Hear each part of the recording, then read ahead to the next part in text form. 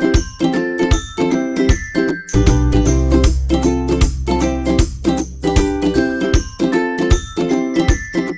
CSA Kids, I'm Candace and welcome to today's lesson. Before I begin, as always, we have a question for you, and today's question is this: what games do you like to play?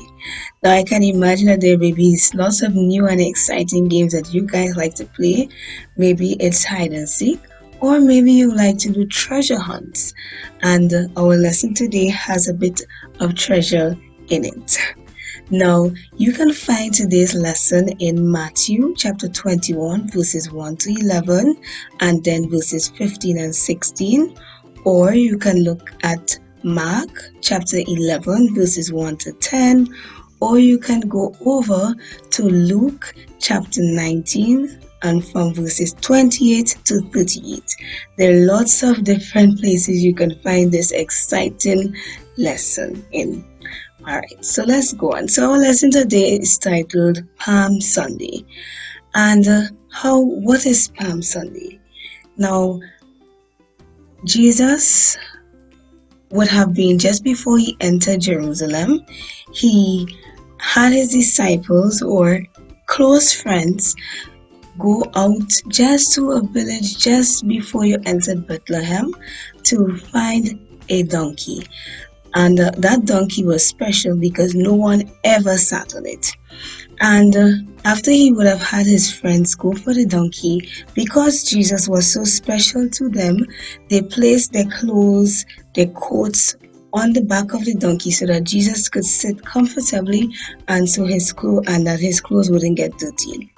Now after this, the people in that area in Bethlehem heard that Jesus was entering the city, and they were so excited, and they began celebrating and giving praise to Jesus. They began praising Jesus, and because of their love and adoration for him, some of them placed their clothes, their coats on the pathway as Jesus was entering. Others, they took leaves and they laid it, and they made a nice pathway for Jesus to ride into the city on.